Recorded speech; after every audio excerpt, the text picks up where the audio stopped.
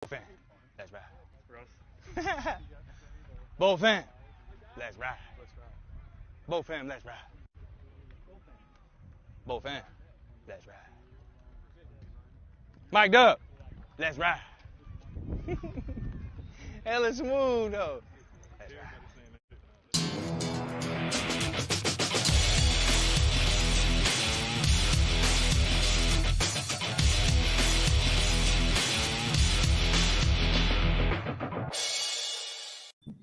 Bull fam, let's ride. How's it going, guys? Welcome into the Guilty as Charged podcast. We're going to be previewing the Chargers matchup with the Denver Broncos on Monday Night Football. Sounds really fun.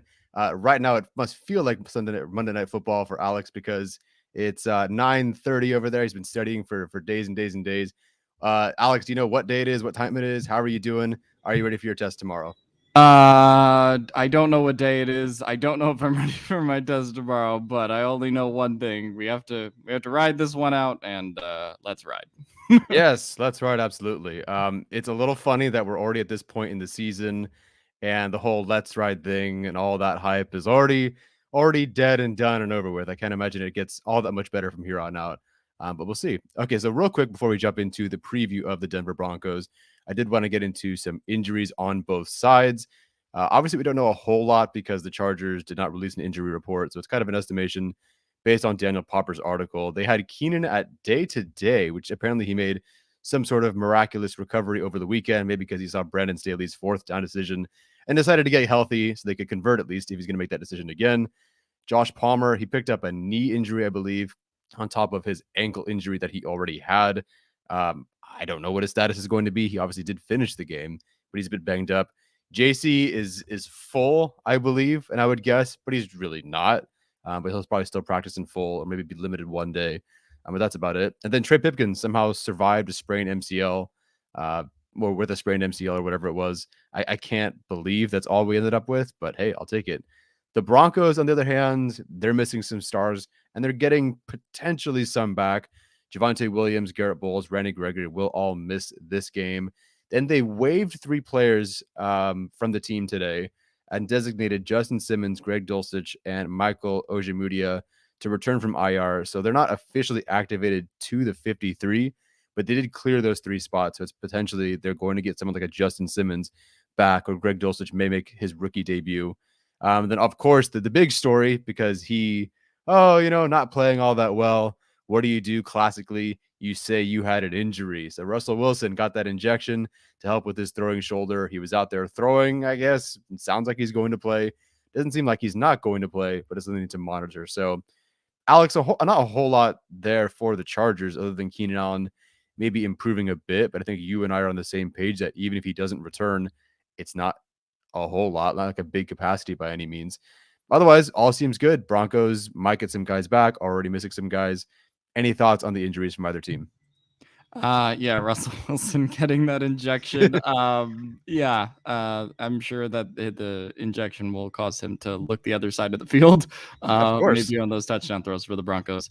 Other than that, I don't think there's too many takeaways. Obviously, getting Justin Simmons back is, potentially a big gain for them.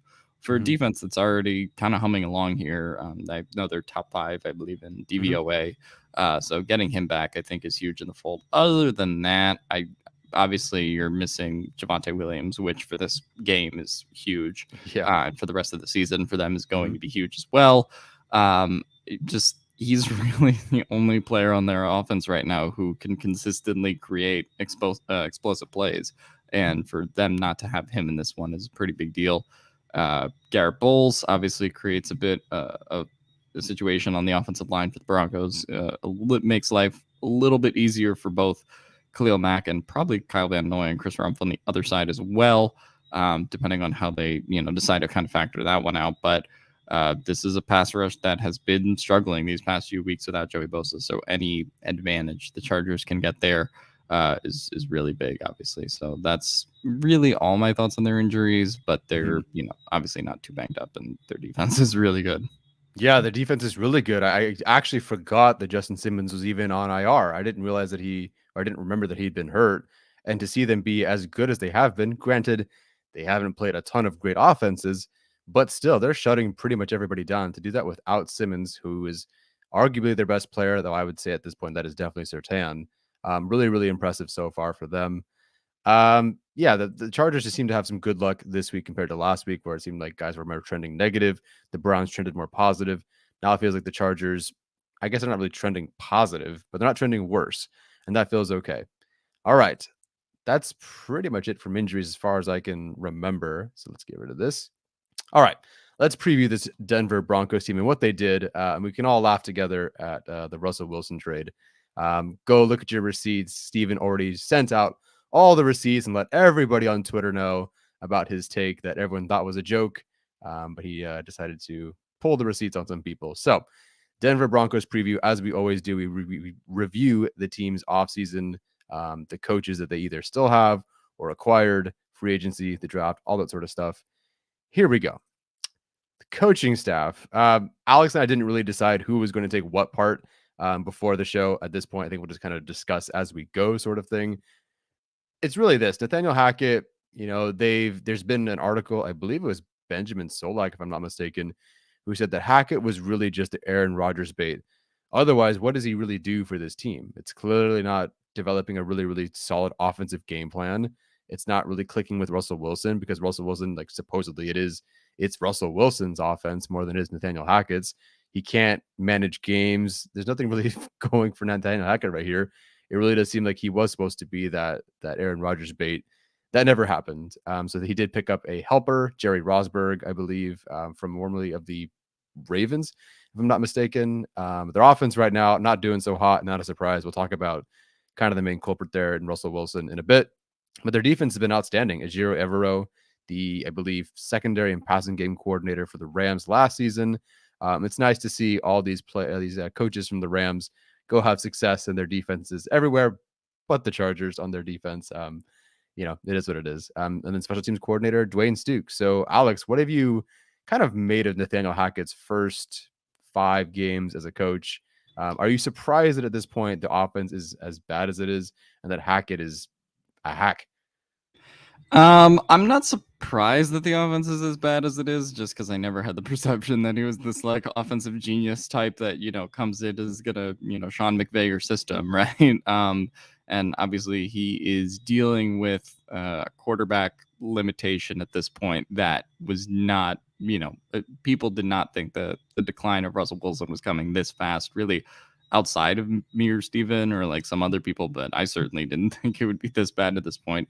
And I think everything that has been reported makes it pretty clear that Nathaniel Hackett was at one point Aaron Rodgers' bait to try to get him to come over here, or maybe there was something in the works, but that fell through, and obviously they ended up trading for Mr. Limited.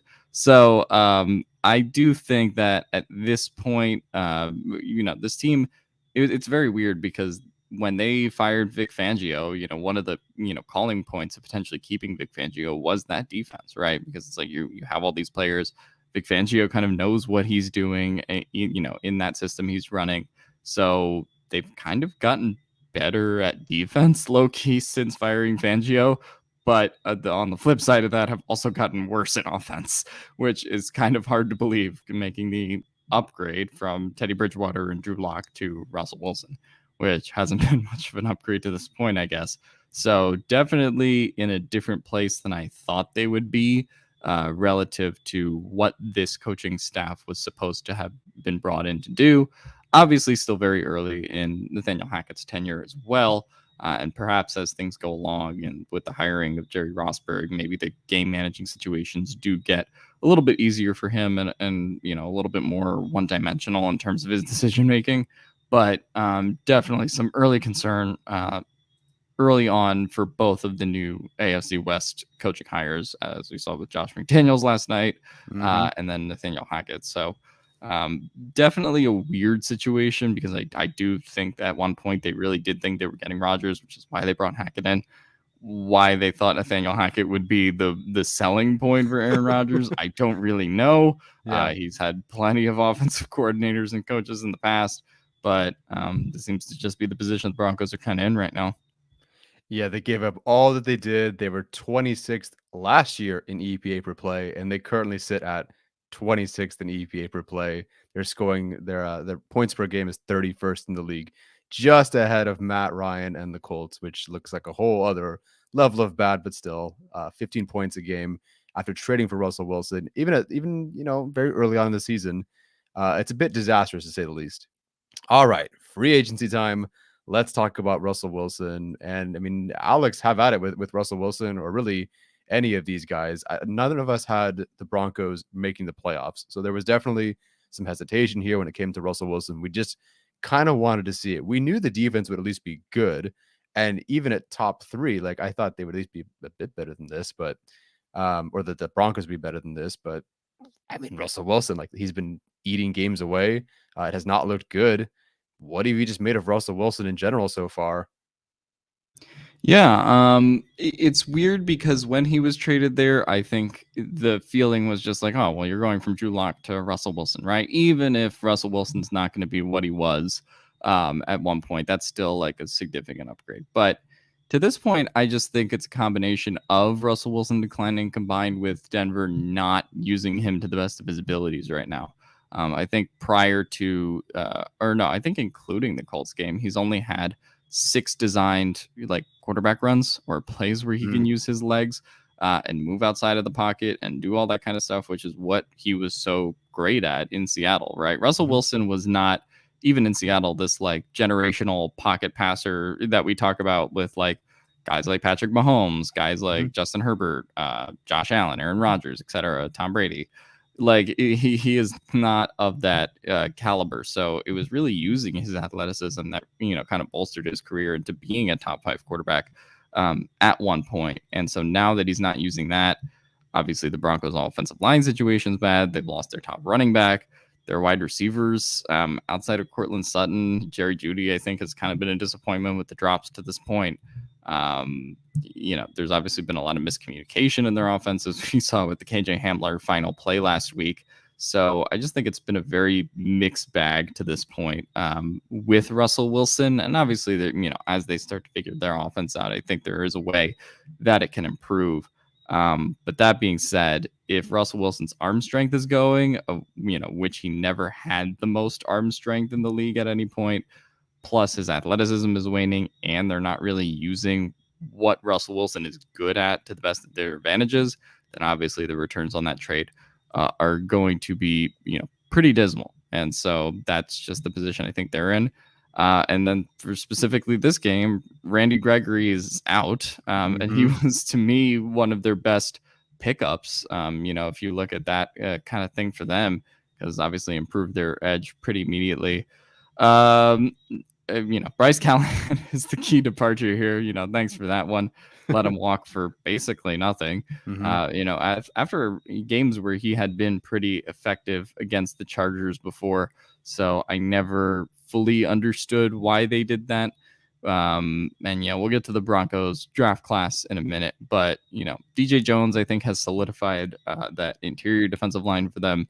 But obviously the big talk is Russell Wilson. And so far, I did not think that it would pan out personally, but I also didn't think that it would be this bad. Here's a statistic. EPA and CPOE composite, Geno Smith ranks 3rd in the league behind Josh Allen and Patrick Mahomes. Russell Wilson is 25th behind Cooper Rush and Jared Goff. Yep. Was going to talk about that too. First of all, did not see that coming for Geno Smith, but I love stories like that. I love situations like that. Bounced around, looked kind of okay with this team or that team. Looked like maybe he could do something with the Giants when I think Eli either went down or got benched. Was obviously a backup for the Chargers. And for him to just be balling right now is awesome. Is it sustainable? Will it happen, for the whole year? I don't know, but it's awesome to see. I think just doubly hilarious that the guy they traded away, Russell Wilson, is awful. Like right now, like there's no way to put it. Wilson has been really, really bad. And it's compounded by the fact that, they traded so much just to get him. Not as much as like an Aaron Rodgers, but you definitely traded a lot. His adjusted EPA per play. I know you talked about, CPOE and EPA per play, but his adjusted EPA per play, which is the big MVP indicator. You're below Justin Fields, Daniel Jones, Mac Jones, Jared Goff, Cooper Rush, like you said. way lower than Geno Smith. Got 4 touchdowns in 5 games. Like, you traded all that for 4 touchdowns in 5 games. Like, I'm sure like Daniel Jones has 4 touchdowns in 5 games. Russell Wilson has more 0 touchdown games than 2 touchdown games right now. It's the worst passer rating of his career, worst completion percentage of his career. And they lost Javonte Williams and they lost Garrett Bowles. Like, they're a couple injuries away. They're maybe a receiver injury away from being potentially one of the worst offenses in the league. Not that they aren't already, but still, like, really, really, really bad offense. But yeah, their defensive pickups have been good. Gregory being out in this game is huge. Yes, Jamari Salyer only gave up 6 pressures against the Browns, but like Justin Herbert, the scheme, the run game had a lot to do with that. And so not having to face Randy Gregory, even though I do like Nick Bonito, I do like Nick Chubb, not facing Gregory, who had 19 pressures, 2 sacks in 4 games. That's huge. And then DJ Jones, man, a respectable 10 run stops, 10 pressures, 2 sacks. Really, really good. I really like the interior of DJ Jones, Draymond Jones. I believe both are healthy right now. It's a really good interior. They're getting a lot of, payoff so far from their defensive guys outside of the injury. It's Russell Wilson. Like, it's as bad as he's been. It's going to kill them until he figures it out. The question will be, of course, will he figure it out this week? We'll see. Alrighty. Last but not least, their draft class. Not a lot really to go off of here for them. I wasn't really super big fan, or I just didn't know of a lot of their guys in rounds 5 or later. Luke Wattenberg, I saw one play of him snap a ball 30 feet over the quarterback's head. The defense ended up recovering, and I figured, okay, that's good enough for me. Maybe he's doing great. I don't know. Maybe he's their Jamari Salyer one day. Just a guy who shows up and does great. But Nick Bonito, I believe he had only 16 snaps to start the year. But then he did bump up to 29 last game with Gregory out and did have 4 pressures and a run stop. I really liked him. Greg Dulcich, I think that was Steven's tight end 1. I think it was my tight end 2 so. and 3. Alex, I don't know where you had him, but otherwise, I know the thing from Denver, which is kind of how I felt about the Chargers. I felt like the Denver reporters were saying, I like Nick Bonito. I like Greg Dulcich. I like Damari Mathis. I like Ioma Uwazurike. But it maybe wasn't really what they needed. Like, they felt like they needed maybe more offensive line help or something like that. They really didn't get that. They got a linebacker, or an edge rusher and a tight end. Although I guess you could say Nick Bonito's kind of a linebacker because he played a lot of middle linebacker in college. But, edge rusher / linebacker hybrid, tight end, safety, and a defensive tackle. Kind of sounds like the Chargers class after Zion. Like, you got some guys that maybe you like, but it really wasn't positions of like premium positions that maybe you needed some more help and some more depth in. So far, the Broncos feel like they're paying for it. Yeah, and I mean, I think the big thing is not having that first round pick because you traded it for Russ. I believe they also don't have it next year, which is going to be pretty crazy depending on how bad this team gets. Nick Bonito obviously is the most instant impact player here based on how much he's going to play with Randy Gregory out. I think he'll do a decent enough job. Greg Dulcich, as you said, Steven's tight end 1. I think I had him in my top 5. But obviously, I don't know how many snaps he's going to get now, depending on how they play. Is Albert O is still there? I would assume. I Probably. I think he's still there. So Alberto and Greg Dulcich are still there. But other than really past Mathis and Uwazurike said, I don't think they have a lot of instant impact guys in this class. Neither do the Chargers, but obviously the big exception for the Broncos is not having that first round pick where maybe they could have taken that offensive tackle or an offensive lineman like Zion Johnson had they had that pick, and could have just signed Geno Smith and kept that pick if they really wanted to. So at this point, I think it's pretty much kind of like the Chargers class, which is like a couple of key players here. But aside from that, they're not getting a lot of instant contributions. Yeah, I would agree with that. Ed Mises, I don't know how to say this name. I apologize. I forgot that the Broncos were playing Russ's Seattle highlights during the first round. Oh, wow. I'm sure they would love to get some more of those. We'll see, man. I hate to see a player just be awful, but it's a little funny when it's Russ. It's a little funny with the Denver Broncos. and watching everything that they've done. Do they show all the Seattle highlights except for Super Bowl 48? It's just the interception. No, they edit it where Marshawn Lynch gets a handoff. Yeah. Well, no, I was gonna say because that was 49. I was talking about 48 where Russ beat the Broncos, right? In that Super Bowl. So then, yeah, is just the highlight reel is the center on the first play snapping the ball over Peyton Manning's head. Yeah, exactly. And so, yep, Russell Wilson beating the Broncos since 2018. First as their opponent, now as their quarterback. All righty, that's enough of the Denver Broncos. Well, sort of. We're just going to get into the game right now. So we have our segment called Victory Formation, named by Steven's wife, Brooke. So shout out to Brooke. You get the shout out. Steven, you don't get the shout out because you're not here. Victory Formation is basically what do the Chargers need to do to win this game? Alex, we'll start with you because, you're the only other one. What's your key to victory, or I should say victory formation this game? Yeah, I think it's going to be how much the Chargers, and this will kind of get to my key matchup at some point, but how much the Chargers are kind of willing to stretch the field on this Denver secondary. This Denver secondary has obviously been really good. They're getting Justin Simmons back, in addition to Patrick Surtain and kind of all the other firepower that they have there. We saw them be more of a ground-based team the last 2 weeks against the Texans and then against the Browns. I think that they're probably going to have to go again through the air this week as opposed to more through the ground, considering how good that Denver defensive line has been. Obviously, Austin Eckler and Joshua Kelly, and thankfully, seemingly not Sony Michel anymore, will play their respective roles in the run game.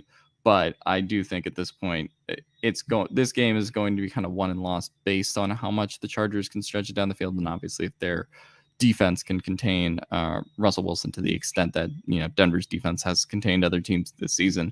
So for me, it's just going to be with Keenan or without Keenan, depending on how they have to play this game. If they can stretch that field a little bit, that has been difficult for them. Obviously with Mike Williams not necessarily being much of a separation creator, obviously had the big, catch against Denzel Ward last game. But aside from that, obviously Jalen Guyton tore his ACL, so you're not getting a ton of speed there. Josh Palmer's kind of nicked up at this point, hasn't had the best season. And so, maybe DeAndre Carter resurgence, but he's been pretty quiet for a few weeks as well. So just looking at some of the Chargers at this point who, maybe integrate a couple Austin Eckler screens here or there. But just looking at ways that the Chargers can kind of get down the field in response to this Denver secondary. Yeah, absolutely. So the Broncos are 13th in rush EPA and come on, Tyler, make it work. 4th in dropback EPA. But it's so tough to tell because yes, they played Gino and he's playing fantastic, but they haven't really played a very good offense so far. I would assume, even though I think Seattle is ahead of the Chargers in metrics, and technically Gino is ahead of Herbert, like I do feel like this is the best offense the Broncos will have faced all year so far. So we'll see how it goes. As far as their game plan, I don't know. It's so tough. Like, what would you do without Keenan on, with Surtain, with Simmons back? Their secondary, I'm assuming, is playing very, very well. The Raiders did play a really good game against the Broncos a couple of weeks ago.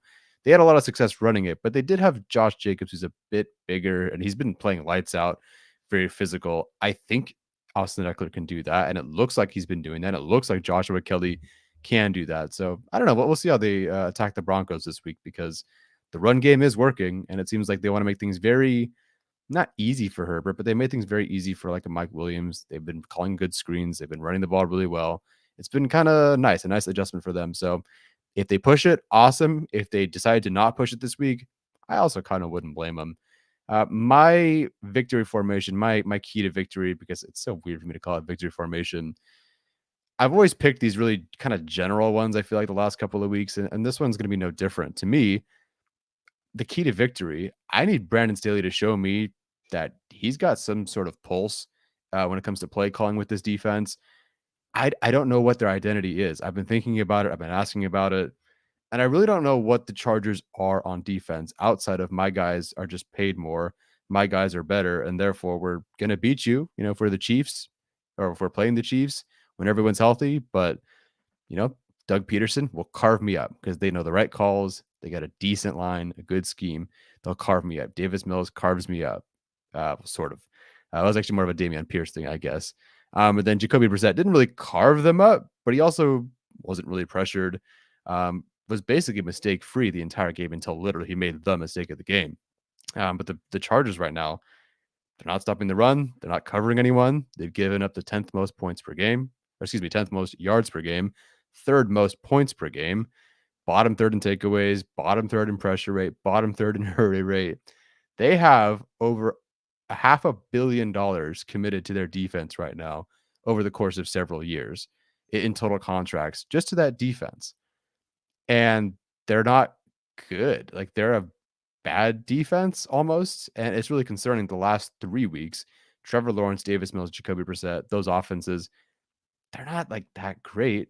Well, outside of the Cleveland Browns rushing attack, but it just feels like teams, it's been very easy for them. And I was talking with someone from the team recently about, what happened against the Browns. And this was the response. After watching the film today, we got dominated by Cleveland. You can talk about scheme, fits, or missed tackles, but the bottom line is we got dominated, and that's the honest truth. Teams are going to continue to test our manhood running the rock till we actually consistently stop it. So that's kind of the state of the defense right now. I don't know what their identity is. Teams feel like they can move all over them, and frankly, they have. And it's not fair for an unhealthy rib-hurting Herbert with no Slater, and all these injuries, no Keenan Allen, to put up 30 points a game. Like, Brandon Staley needs to show me in this game, and I actually think really in particular to this game, that he can at least shut this down, because the Broncos score 15 points a game. If the Broncos come out, then granted, I guess it is a division game, so things kind of go out the window. But if the Broncos come out, they've got 28 points, kind of no problem in this game, without Garrett Bowles, without Javonte Williams. I'm concerned. So to me, it's very general, but I need to see Brandon Staley have some sort of positive impact on this defense outside of, I just brought in really expensive players. And by the way, those expensive players like a JC Jackson, not playing so hot right now. Right. I mean, you talk about the $500 million they've committed over these next couple of years. I mean, Joey Bosa's obviously out, so you're not getting production out of him till he comes back for the groin injury. And then that's kind of, also piled on by the fact that JC Jackson hasn't been playing very well. And obviously you paid him, which then, the Bosa thing obviously puts a lot more pressure on Khalil Mack, who's probably getting effectively quadruple teamed at this point, because there's not a whole lot else left on the pass rush standpoint on the Chargers defensive line. Outside of Jerry Tillery, which, I mean, talk about one of the storylines of the season, 4 pressures and 1 hit last week, because of course. So, I mean, really, you just look at where the Chargers have kind of lost money this season in terms of the adjusted games lost. And obviously you're losing games from JC Jackson, both in terms of how he's playing on the field, and obviously missed games earlier in the season. And now you don't have Joey Bosa, who are 2 your most high profile, high paid players in the defense. And this Chargers team just wasn't built with like a whole lot of depth on defense either, as we've kind of seen in the safety room, in the corner room a little bit right now. Michael Davis didn't play a single defensive snap last week. So it's all up to JC and Asante Samuel Jr. and Bryce Callahan at this point. They don't really have anyone behind there if any of those guys are having a bad game like JC has right now. And we've even seen that with the linebackers as well. Just because the Chargers have been trying different things, but now that they've had to put Kyle Van Noy at edge because Bosa's out, it's left a lot kind of to be desired there as a whole. So you just kind of see the domino effect rolling with the health of the defense right now. And obviously I think that's affected how Brandon Staley has called the games, but definitely I don't think is getting the level of performance out of this defense that he should be, even considering the JC Jackson thing, even considering the Bosa thing.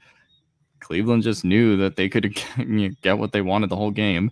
Yeah, would have scored 35 if if Jacoby Brissett doesn't, give an absolute gift to Alohi Gilman, which, shoulda, coulda, woulda. But I mean, ultimately the Chargers could have allowed north of 30 that game, and obviously didn't give the best defensive efforts, particularly in the second half against the Texans either, where they kind of allowed the Texans, really back into that one on the basis of Dameon Pierce kind of running them on the ground. So for me, I definitely need to see better effort on defense. But obviously Staley just switching things up in general. And for me, for already talking about the Staley conversation, more consistent decision making for me. That's got to be something that's added in there, especially after we had Puntapalooza this week. With the ending of that Browns game, I just would like to see a little bit more consistency there. Yeah, 100%. Was it 3 field goals they took within the 10, which like I understand, like you don't necessarily want to be throwing into the end zone on 4th and 9. That's not ideal. So it's not like it was 4th and inches and they decided to kick it. But still, you go field goal from the 9, field goal from the 7, field goal from the 9. But then suddenly at the end of the game, although they did go for it at the beginning of the game, suddenly it's like, yeah, we're aggressive. We want to go win. We're not going to kick field goals here or punt it or whatever. It's like, whatever. So we'll see. Like you made that point today on Twitter, Nathaniel Hackett versus Brandon Staley on decision making today. Some people took some offense to that. Yeah, I just was kidding, and people were like, "You're disrespecting Staley." I'm like, no, I don't care. I just think it's funny that Hunter Renfrow ran into Devontae Adams, and I had a joke. Just chill. Yeah, that was a little funny on Monday Night Football for sure. I felt a little bad because I went home and watched the game with my dad, and it was just like, sorry, I couldn't help but not laugh. I tried not to laugh, but a pretty good one. Alrighty, let's get into some. See, if I run the show more often, I would know where these things are. Key matchups and bold predictions. Alex, what are your key matchups for this game? Patrick Surtain versus whoever he's covering is the big one for me. Obviously, we've already talked about Keenan Allen. We don't know if he's playing this week. Now that he's a day-to-day, I guess you lean yes, but is that going to be obviously in more of a decoy role adjacent to what we saw in the Raiders game from a couple of years ago? Or is he actually going to be able, full go to potentially, go up against a guy who's playing like a top 5 corner in the NFL right now, based on how he's playing right now in Surtain? Or if Keenan is out this game, then obviously you're going to have Mike Williams having his hands full with Patrick Surtain this game. So for me, just based on the fact that it really in either scenario, the Chargers don't have a lot of depth at receiver and ability to stretch the field past Keenan Allen and Mike Williams at this point. I would just like to see those guys obviously play well against Patrick Surtain, but if one of them is blanketed and let's say Keenan does play, then you would hope Mike Williams kind of is able to get his own on offense through, other aspects if he's not being locked down by Surtain. And the depth behind Surtain at corner has obviously been tested too. I think they just said Ronald Darby towards ACL, right? Mm-hmm. So obviously they're kind of feeling it at cornerback over there too. But obviously, I think who Patrick Surtain ends up covering and how much it opens up for the rest of the offense, depending on whether Keenan plays, I think is my key matchup for this game. Yeah, thank you for bringing up that Ronald Darby did tear his ACL. Obviously not great for them, but their defense continues to move along. As far as Pat Surtain goes, it's just, what do you do? Walk into the league and be a top 5 corner instantly? I mean, the guy's been amazing. It's just a great prospect, blue chip prospect, fitting into the right scheme with a good defense, with a good defensive coach. Now just continuing with this coach. Like, what an awesome player. Like, he versus Adams. I know Adams got his for sure, but it's freaking Devontae Adams, but you don't see a lot of guys cover Devontae Adams like that. It was really, really, really, really impressive. Can't wait to watch. I would assume it's a heavy dose of Mike Williams. Frankly, who else would you want to cover? I would rather make a bobbled and hobbled Josh Palmer beat me, give up something. Otherwise, yeah, I mean, Mike Williams, that's who I'd be following the entire game.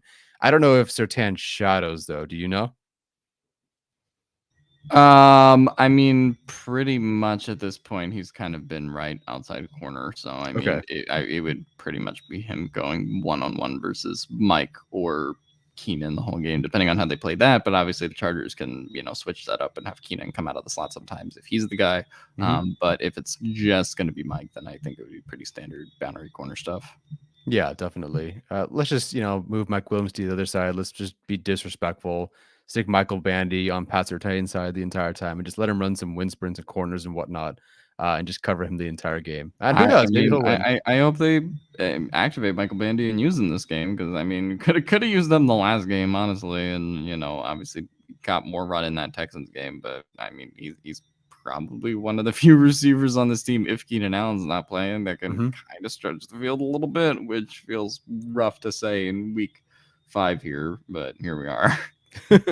Yeah, absolutely. All right, my key matchup. Well, you did take the guy I was going to talk about, because I mean, who else would you be wanting to watch on the defense side of the ball for the Broncos? But I'll go with Zion Johnson, Corey Linsley, Matt Filer versus the Broncos interior.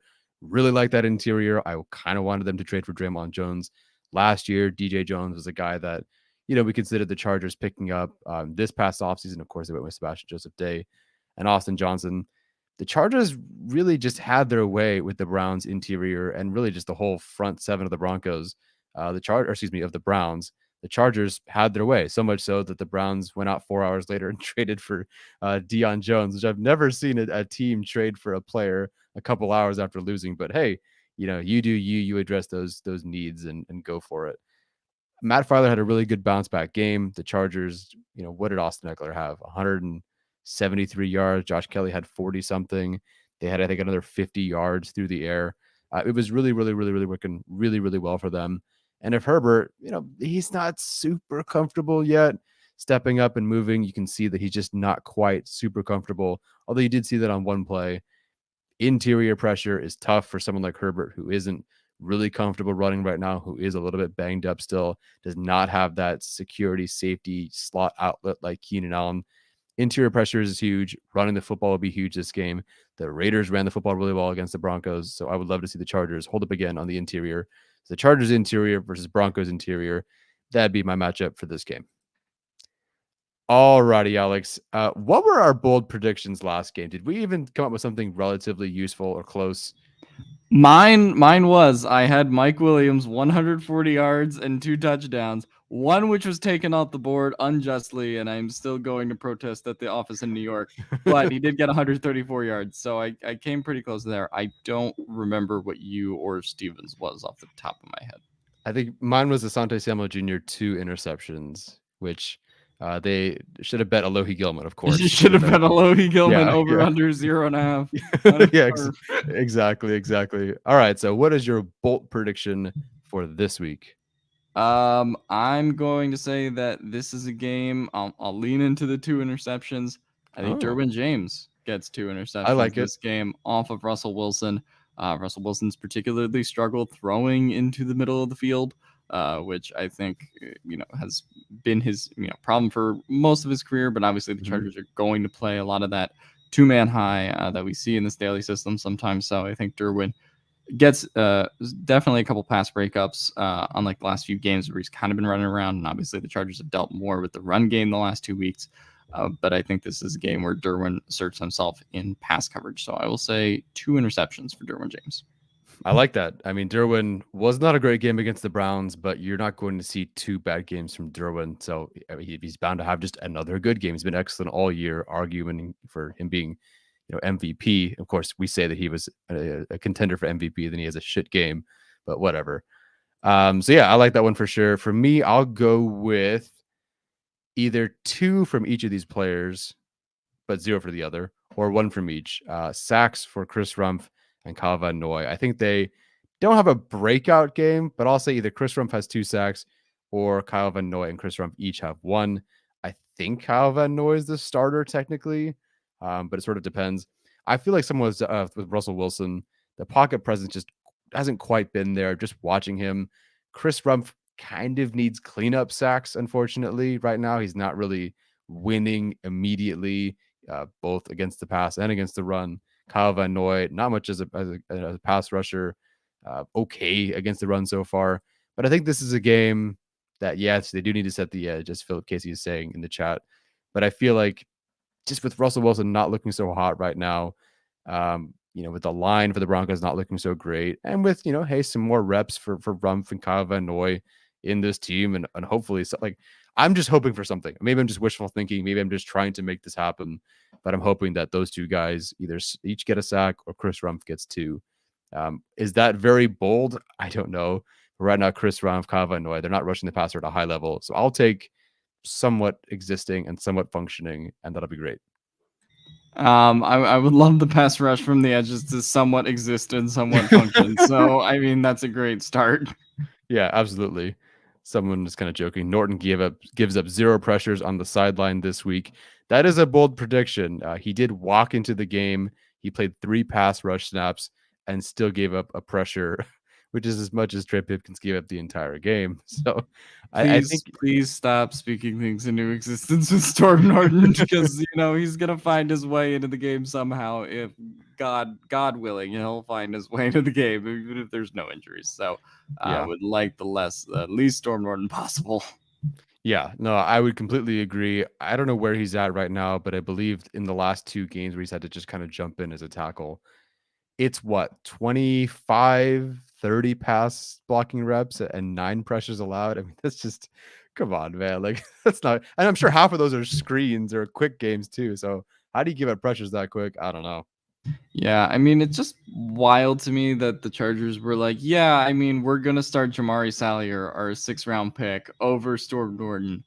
But we still, on the other hand, have confidence in Storm Norton to be our swing tackle if anything happens to Salyer and Slater, even though they're not confident in him starting the game. Yeah. I still think that situation's weird, and God, do they need another swing tackle. Yeah, they do. They absolutely need another swing tackle. If you're benching your swing tackle I mean, listen, Salyer's been good, don't get me wrong, but benching him for Salyer and just praying that works out and it actually working out, that's great, but that's lucky. That's a bad process, and they need to find something else. At this point, it's apparent. You have to look at the numbers. You have to look at the film. You have to know who he is. Like when he's on the field, I don't care if he knows the scheme. I don't care if he improved or oh, he's with us from last year and the year before, whatever. I don't care. He's been awful. He's been as bad a tackle in limited action as I've ever seen. And that was after last year where he was one of the worst tackles in the NFL just as a starter. So yeah, that's my Storm Norton rant, I guess. Alrighty, guys, we are out of things to talk about. So it's now your turn. Guys, throw in some questions in the chat. We'll go for 10 minutes. I'm kind of tired and Alex has like school or something. So I know he's not going to study after this, but I won't keep him for too much longer. And we won't go for too long. So if you guys have any questions, fire them in the chat. If they're food related, we'll make it one question. I don't know. We'll see what we get to. No birds, by the way, if I'm not mistaken. Are there no birds today, Alex? No birds? You guys don't hear any birds? It's very faint today. Oh, okay. Well, I haven't seen people complaining about it in the chat, right, so exactly. Maybe it's been a little fainter. I don't know. Yeah, not bad. No, not a very quiet birds day today. So that's a good omen, maybe, or something like that. Or they all got. Well, I mean, the Eagles beat the Cardinals this week, so maybe that shut all the birds up. But yeah, absolutely. All right, let me check through some questions. Easier to find if you send in a super chat, but obviously you don't have to send in one. It's easy to just pick it up. Alex, if you see one, let me know. Just a random one. Is Russell questionable to play? He might be listed as questionable because there's no probable, but I think he is going to play. So, yeah. Is Browning playing? I'm assuming yes. He has 14 pressures on the year. I don't know if is he hurt? I don't recall him being hurt. I didn't check the injury report, but I don't know. Yeah. Okay, I'll just go lower because I'm sure that's where all the questions are firing in. Of course, I'm seeing a lot about Robbie Anderson, not a particular question. Just people are saying something about Robbie Anderson this, something about Robbie Anderson that. Someone already on Twitter tried to start a rumor that DJ Moore was going to the Chargers. The Chargers were interested in. I said that was a dumb idea, basically, and he blocked me. So I'm going to go on a limb, and he sent his burners after me as well. So I'm going to go on a limb and say that DJ Moore rumor is nothing. Yeah, I don't think they trade for Moore or Anderson. But if you could trade for Jeremy Chin, I wouldn't mind that one. But yeah, I don't think they're going to go with their wide receiver. Robbie Anderson runs way too fast for Tom Telesco to ever consider. Ooh, this is a good one. Should Alohi Gilman start this game? Well, should he? I'm going to say no. And that's not really a disrespect to Alohi Gilman.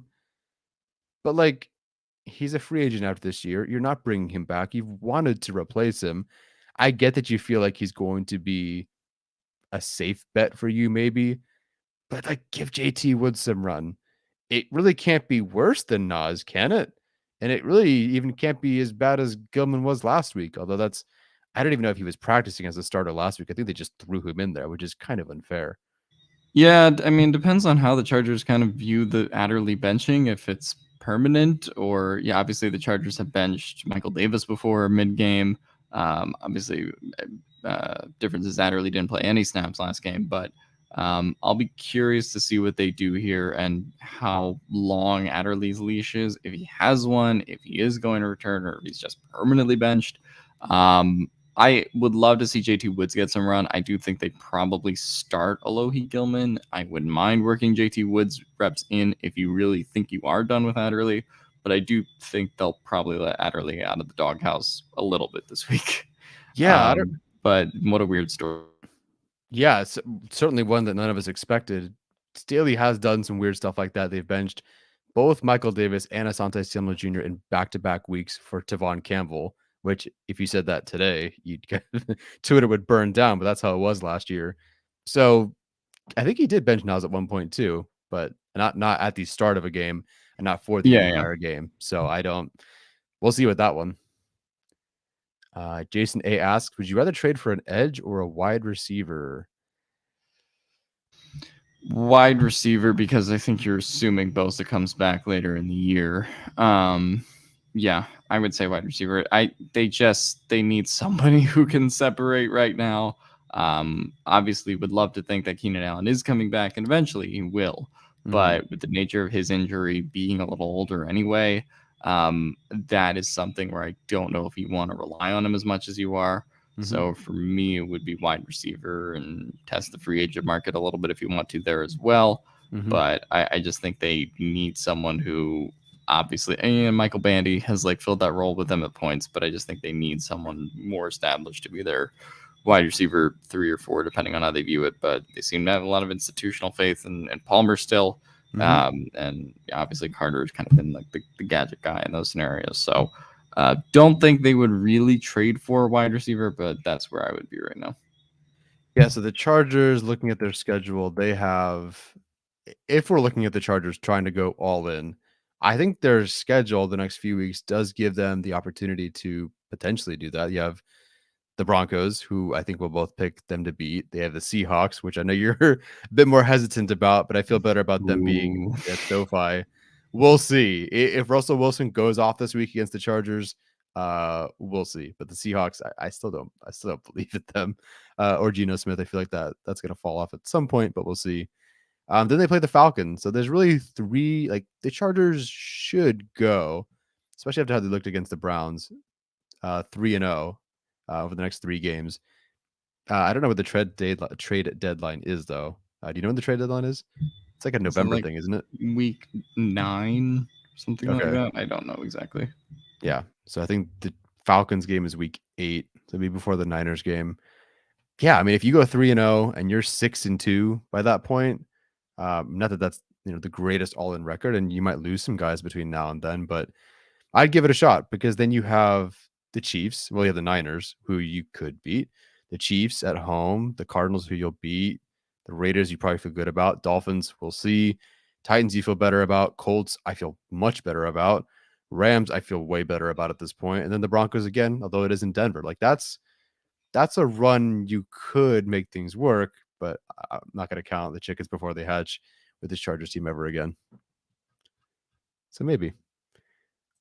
What was your kind of thoughts after the fact that after Staley mentioned it too on Keenan Allen's tweet? Do you think it was a red flag during the game?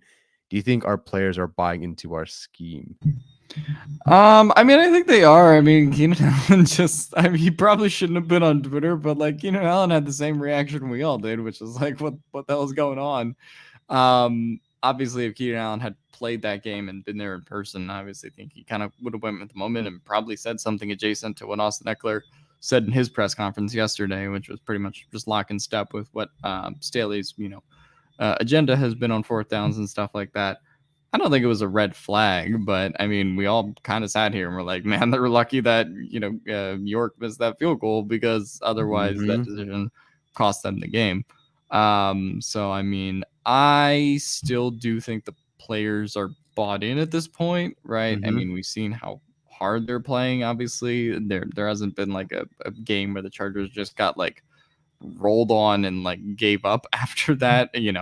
Obviously things could have went a whole different way after the Jags game, but since then they've obviously reeled off 2 straight wins, going for 3 here. So I do still think there's institutional faith in the coaching staff, but at this point, obviously, if Staley kind of makes the wrong decisions here and things start to go sideways, things could change. And then, maybe that decision does stick in the back of the players' minds. But at this point, I think that everything's pretty okay. And it seems like Staley talked that out with Keenan Allen. Yeah. It did seem like they talked about it. I do understand both points. I even, to a certain extent, understand Staley going for it. Like, there are reasons. I can stick 3 reasons on a board for why the Chargers should have gone for it. I just, again, like Keenan Allen, I'm thinking, what are we doing?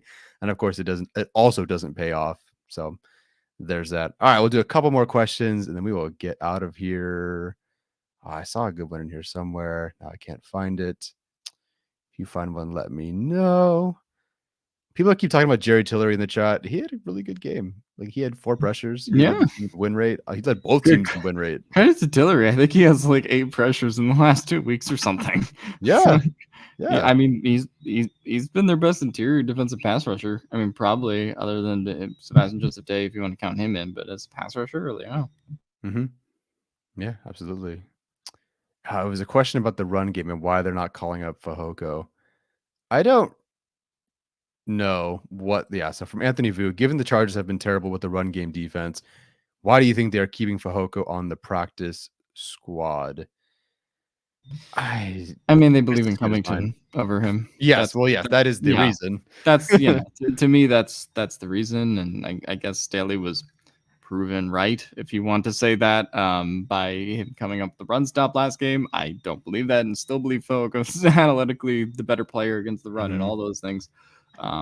But they believe in Christian Covington as the proven product, and have Braden as pretty much backup for that if anything were to happen at this point. So I mean, that's what they believe in when it comes to Christian Covington. Yeah, I honestly don't know. I guess it depends on who it is. I don't even know that with an injury that they would call up Fehoko. They might if they want to keep 6, but that might be if let's say, I don't know, Christian Covington gets hurt. Maybe if it's Covington, but if one of those guys gets hurt, they might just want to bring up Mark Webb or something. They might just want to keep somebody else active or whatever. So I don't even know if an injury would get Fehoko activated or elevated, I should say, but we'll see. Okay, last question then, because it is a super chat question from let's do this again, Tyler. The Fit Freestyle Kid. With the emergence of Joshua Kelly, how long will we have to wait to see Spiller? Depends on how Sony Michel plays. I mean, if Sony Michel keeps his current rushing production, which obviously isn't very good, and he's averaging 2 yards or less per carry, I think you could still see Spiller in a hurry, depending on how much rope the Chargers want to give Sony Michel. But it's pretty clear at this point, based on the snap counts from last game, that they've already given Joshua Kelly RB2, effectively, even with the Sony Michel signing, which seems to be a role that they kind of at least promised Michel at one point. But now, obviously, it's Joshua Kelly there. I don't think we're too off from it, and obviously none of us hope that there are injuries, but obviously the Chargers are one running back injury away. Eckler's been injured before. All these guys have kind of been nicked up in the past. So you look at injury factors. Well, I don't think we're that far away from Spiller playing, but I wouldn't be surprised if it was sometime after the bye week. But we'll kind of see there. Yeah, that's a good call. Just looking at Trey McKitty, we thought, oh my God, they don't have McKitty. Oh my God, they don't have McKitty. Like, or they had him, but they weren't using him. Oh God, what a wasted pick. Now, maybe you feel that way today, but he didn't touch the field until week 8. And let me see his blocking snaps. So he didn't touch the field till week 8, and he wasn't even playing more than 20 snaps until week 14 in terms of run blocking.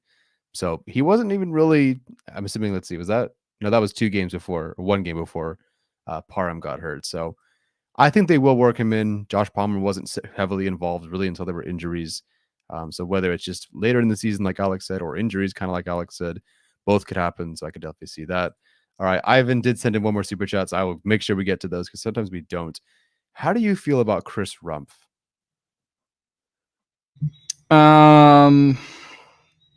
I mean, depends on kind of what you're asking him to do, I guess. If you're asking him to sort of like rotate in for Joey Bosa or Khalil Mack, in the limited series of snaps, I feel fine with him in that role. But Chris Rumph obviously is not supposed to be one of this team's starting edges.